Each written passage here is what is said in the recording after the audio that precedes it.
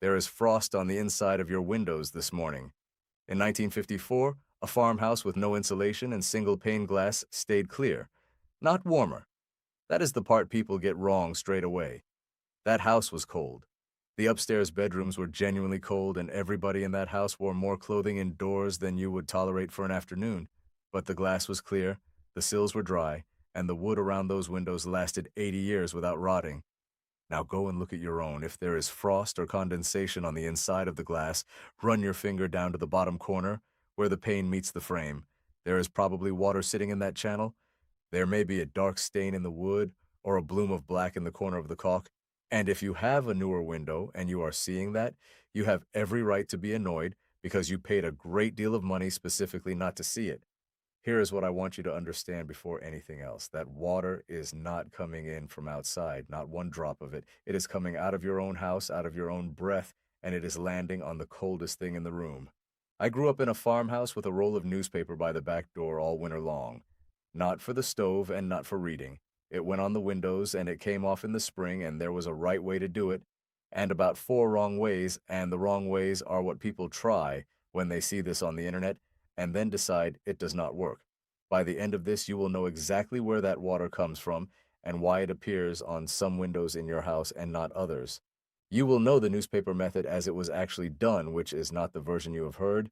You will know the two materials people reach for now that will rot your window frames out from the inside within a season. And you will know the one thing to check first, because if it is wrong, nothing else in this video will help you. Stay with me, because the second part is the part everybody gets backward. Here is the reframe. Frost on a window is not a cold problem, it is a humidity problem. Those sound like the same thing. They are not, and the difference decides whether you fix this or fight it every winter for the rest of your life. Air holds water vapor, and the amount it can hold depends on how warm it is. Warm air holds a lot, cold air holds very little. Cool a body of air down far enough, and it reaches a temperature where it simply cannot hold what it is carrying any longer, and the water comes out as liquid. That temperature is called the dew point, and it is not an abstraction. It is a number your kitchen has right now. Now think about your window. On a cold night, that pane of glass is the coldest surface in the room by a wide margin. The warm indoor air drifts against it. The air right at the surface cools sharply, and it dumps its water onto the glass. If the glass is below freezing, that water goes straight to ice crystals without ever being liquid, and you get the fern pattern on the inside of the pane. So the frost is not telling you the house is cold. The frost is telling you two things at once, that the glass is cold, which you knew, and that the air in the room is carrying more water than that glass can tolerate, which is the part you can actually do something about. And now the thing that surprises everybody, where is that water coming from? You. A household of four people puts several gallons of water into the indoor air every day just by existing. Breathing, showering, cooking, boiling a pot with the lid off, running a dishwasher, washing and drying clothes, houseplants, a gas range, and on a farm you can add wet coats and boots by the door and the kettle that was on the stove more or less all day. That is the whole source. Every bit of that water was already inside your house before it ever touched the glass. Years all. So why did a farmhouse with worse windows have less trouble than yours? Because that house leaked constantly. There were gaps around every door, the walls had no vapor barrier, the attic breathed, and the wood stove was pulling a steady column of air up the chimney and out, which dragged replacement air in through every crack in the building. Cold outdoor air is bone dry in winter, and every hour of that day, the house was quietly swapping wet indoor air for dry outdoor air, all by itself, at the cost of firewood. Your house does not do that. Your house has been sealed, caulked, weather stripped, and wrapped, and that is genuinely good for your heating bill, but nobody explained the trade to you. You sealed the water in. The building industry spent 40 years tightening houses and then had to invent bathroom fans and heat recovery ventilators to deal with the problem it created, and most homes never got either one. And there is a reason a farm kitchen was worse than a farm parlor, which tells you something useful about your own house. Water does not spread out evenly. It is produced in specific rooms and it lands on specific glass. The kitchen and the bathroom make nearly all of it. Bedrooms make a surprising amount overnight because a sleeping adult breathes out water for 8 hours into a room with the door shut. And the windows that frost worst are almost always the ones on the north side, behind a heavy curtain or in a room nobody heats. So walk your own house and Notice which windows are bad and which are clear. That pattern is a map. The bad ones are telling you where the water is made and where the air has stopped moving, and that is more useful than any thermometer reading. The old houses had this problem too, and they had a name for the worst of it. Frost on the inside of a north bedroom window on a still January night was simply expected, and the paper went on those windows first and came off them last. A roll of paper cost nothing because it was yesterday's news, and the whole winter's supply arrived free through the mailbox. The comparison is worth making. A storm window in the middle of the 1950s ran a few dollars a window, which was real money on a farm with 12 windows in it, and the newspaper did most of the same job for the part of the winter that mattered.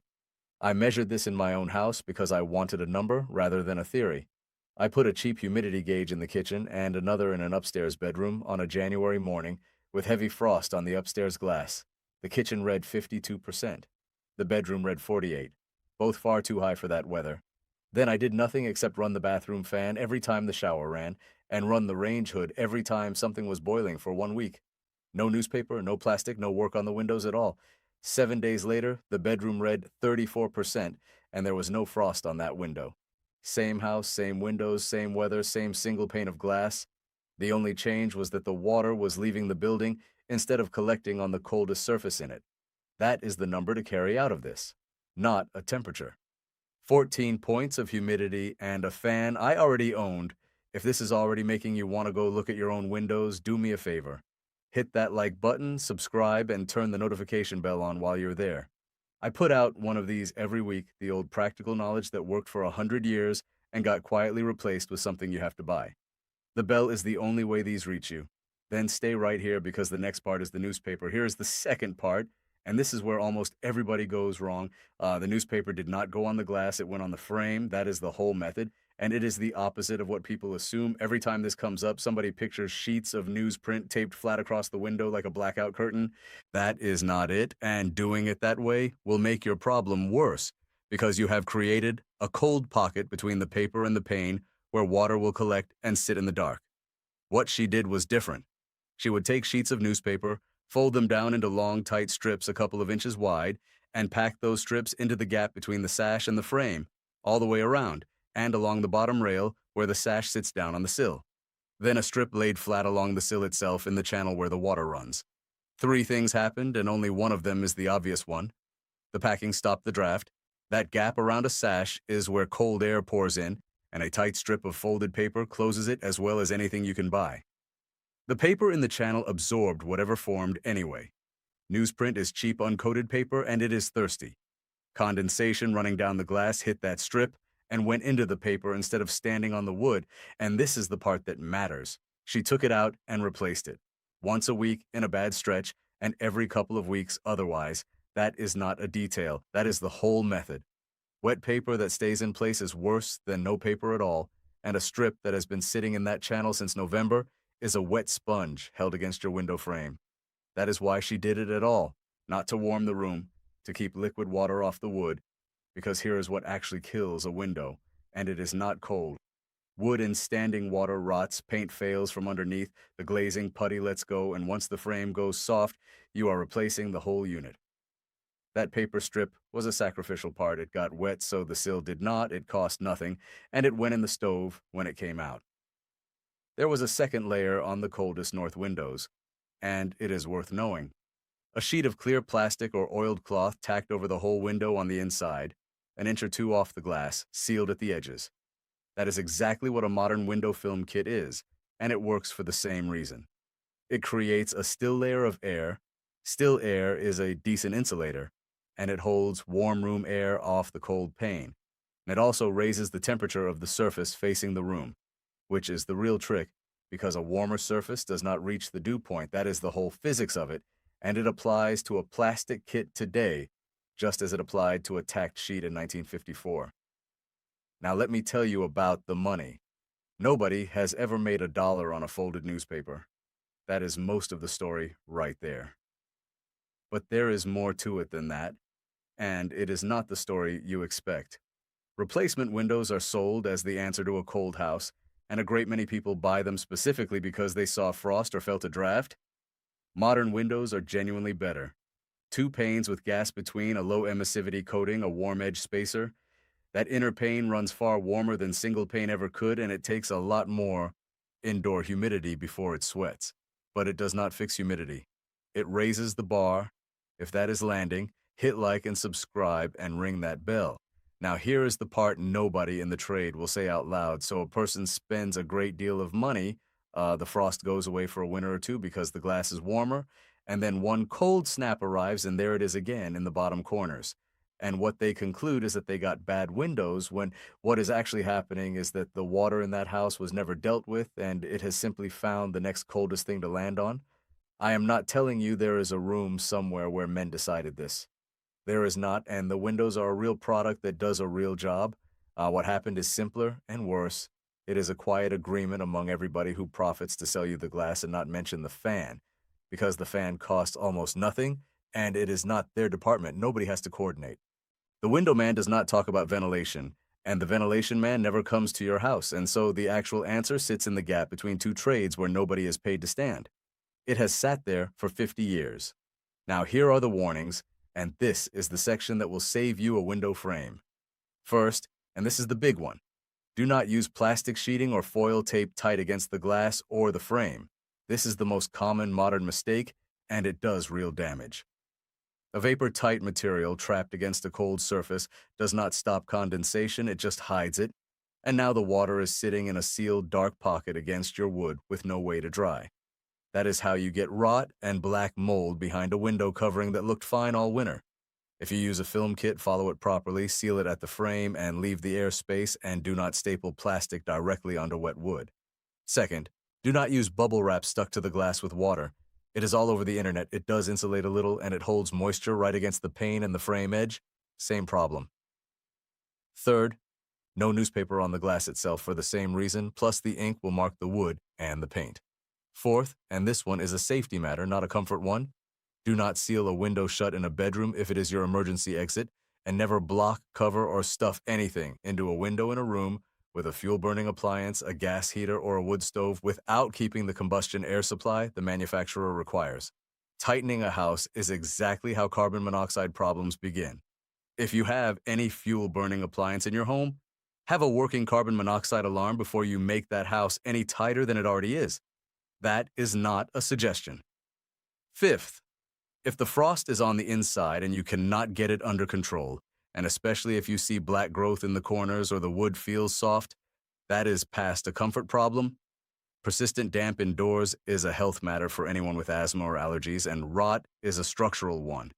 Get it looked at rather than papering over it in every sense, and a plain one. If your window has condensation trapped between the two panes, fogged up in the middle where you cannot wipe it, no method in this video touches that. The seal on that unit has failed and the glass has to be replaced.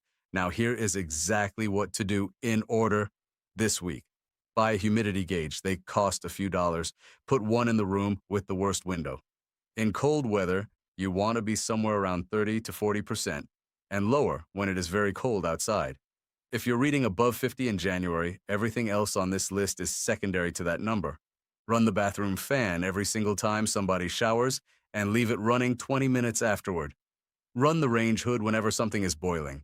If your fans vent into the attic rather than outdoors, and a surprising number do, that is a problem worth fixing this year because you have been pumping your bathroom into your roof. Put lids on pots. Do not dry laundry on racks indoors in winter, and make sure your dryer vents outside and the duct is clear.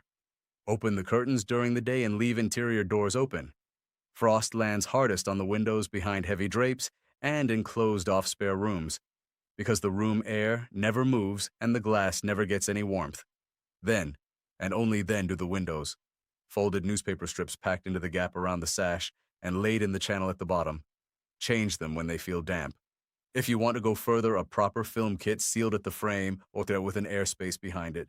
And in the spring, take it all out, let the frames dry, and look at the wood before you forget about it until November. If you have gotten this far with me, hit like, subscribe, and turn on that bell. Nobody sponsors a video about a folded newspaper and a bathroom fan, so the only thing keeping this in front of people is you. One more thing, because it is the part I actually remember. Those windows got scraped every morning before anything else happened. There was a scraper on the sill, and part of a child's job was to take the frost off the downstairs glass and wiped the channel dry with a rag while the coffee came up. Nobody thought of that as a chore about Frost. It was a chore about the house. And the reason those frames lasted 80 years is not that the house was better built than yours. It is that somebody put a hand on every window in that building every single day of the winter and would have noticed the day one of them started to go soft. I asked my grandmother once why she bothered with the paper when the house was cold anyway. She said the cold never hurt the house. It was the wet that took things down. You did not forget this. Nobody taught you, and then you forgot. It was taken from you one sealed house at a time, one sales call at a time, until you were standing at a window you paid thousands for, wiping water off the sill with a towel, and nobody had ever once told you that the water came out of your own kitchen. So, do one thing this week. Put a humidity gauge in the room with the worst window and read it on a cold morning. Then tell me in the comments what it said, what county you were in, and what your family put on the windows in winter, because I read everyone, and those stories are the reason I keep recording. And if this rang true to you, come back for the next one, because I am going to show you how she kept a cast iron skillet slicker than any coated pan sold today. Why the thing everybody does at the sink is quietly ruining it, and the one step that takes 10 minutes and lasts a generation. Nobody sells it, so nobody teaches it. I will. Keep it simple. Keep it yours. And remember, the people who kept the house sound with a folded newspaper knew things we're only starting to remember.